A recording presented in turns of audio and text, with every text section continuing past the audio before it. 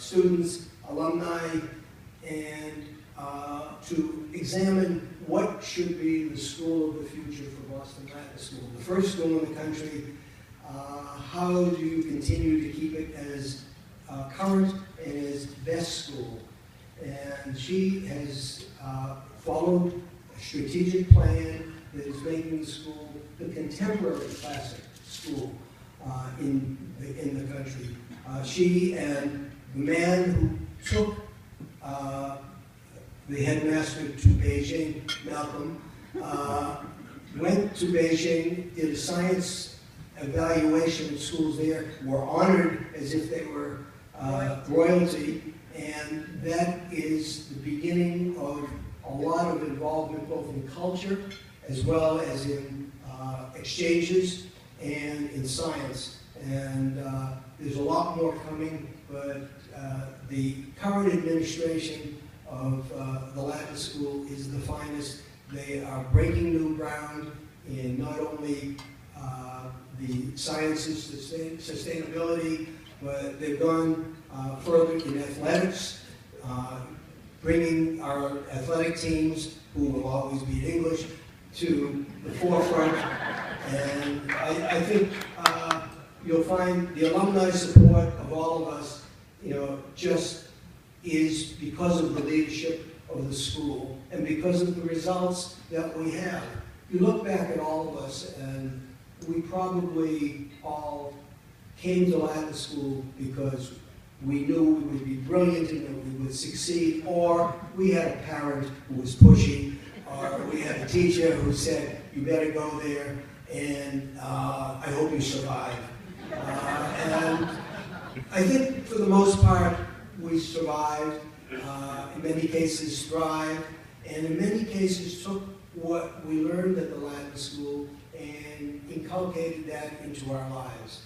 I know in my family, which is probably not very different from yours, I was the first generation going to college. My mother was born in the Ukraine. She was born actually in a little town called Zlatopolnya.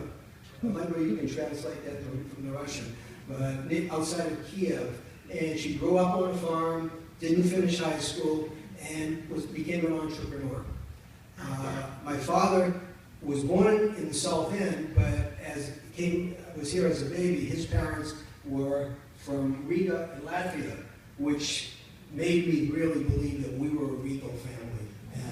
And with that, at the Latin School, I asked some of my classmates to call me Rex. I thought I was entitled to that.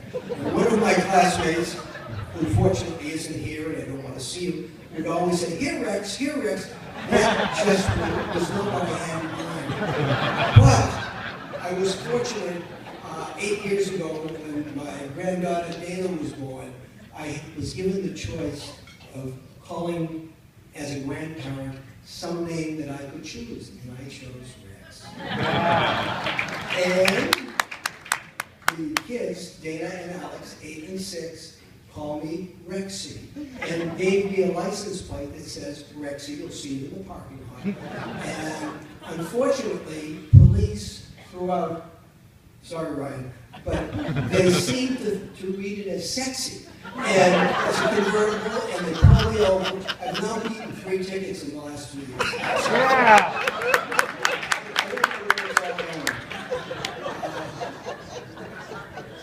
I talked a little bit about junior achievement and entrepreneurship. I was fortunate not only to be part of an entrepreneurial family. We didn't have a lot, but I learned that you've got to try a number of things. Junior achievement is a very valuable program, and I was a late-coming entrepreneur. My background really was, after the military service, I went to the Gillette Company. And of course, the Latin School always has a play in everything we do. When I was hired or interviewed, I was interviewed by a former major in the Army, Tom Casey. And I thought I had an impressive resume. And he said, I see on your resume you went to Boston Latin School. I said, yes, sir. How many years did you spend there? I said, well, normal time. He said, well, you're a good be the only one on our staff who only spent the normal time. So I figured, oh, I'm going to really fly in this company.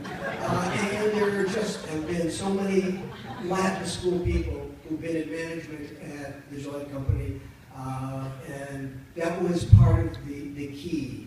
When I look at our 7th floor, which was the top management floor, I saw the names of Paul Kuning and Tom Casey and Paul Fruitt, and all Latin school graduates. And then I saw one that I said, gee, this is the place. It said J. Christ. Wow! I learned it was Joe Christ, but what a company, what a company. I was fortunate at Gillette, I did stay there 19 years to be an entrepreneur with Gillette's money. An entrepreneur as opposed to an entrepreneur. So it was Gillette's money that allowed me to travel the world, find new businesses, and eventually run their company in Tokyo and manage a couple of companies and eventually buy a couple of their companies. And since then, for the last 32 years, with the help of people here and great staff, many of them from Latin school and many of them kids of people from Latin school, we built a number of entrepreneurial companies, and I'm quite proud of what we've built, but I'm also very proud of the Latin school, and that is our heritage. I do have a few words that were written out. Most of them I've forgotten, so I would like to close with chapter 27, 28, 29. Okay, here we have some more of the, I have been involved, this really takes me more to recent years. I've been involved with the Latin School alumni dating back to the creation of the BLS Foundation in the mid-1980s. Back then, there weren't many who dreamed big about private philanthropy and public education. Then one day, Marshall Kogan, Mike will remember him, he came over in a limo from that other school, Harvard, and came to Michael and said, I want to give you $1 million. And I think, if I'm not mistaken, Michael, he said, I'm sorry. What are you talking about? Who are you? And he said it was because of what Latin School had done for him. No strings attached, just $1 million. And Michael, who can't say no, said, oh, I'll take your money. But that was the beginning of all of the very serious philanthropy, very unusual for a public school. Most schools would have cookie sales, not the Latin School. Michael found another excuse to raise serious money when we did the Pons Privatus program. He said, our library is a disaster. We're going to lose our accreditation. What are we going to do? Let's go to the alumni and see if they'll help out. Well, he found that Harry Keefe, an alumnus who wanted to give the school, or was willing to give the school $3 million to help the library, Michael said, not so fast. What we're going to do is give $1 million to the city. The state will match 10 to 1. Is that true? That's true. And that was the beginning of the real serious change in not only the Latin school, but other schools have learned very slowly. No one has matched the activities that we've had at the Latin school. There have been a number of there are many millions of dollars poured into the Latin school from names that are familiar, now part of Boston Latin School legend. Seabat, Roach, McCarthy, Viterbi, Phillips, Nasher, and of course from last year's distinguished graduate, my friend Chuck Clow, class of 1960, younger than 57. We also remember someone else who loved Latin school as deeply as anyone, our brother, Alan Bressler, class of 1955.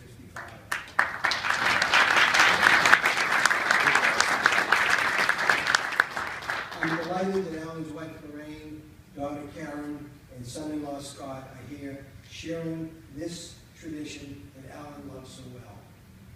I remember how Alan used to beam with satisfaction at witnessing the many wonderful changes that private philanthropy had made possible in our humble public school.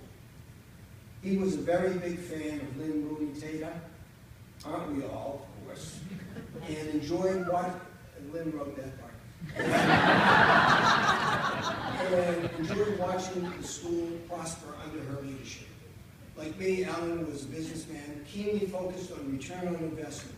Truly, is there a better return on investment than supporting the talented people who come through the Latin School? If you look at what they will contribute to the economy, what they will contribute to culture, what they contribute throughout, there's no better investment than helping someone from the Latin School who most likely will need some financial help, not brain power. The kids who go to Latin School, except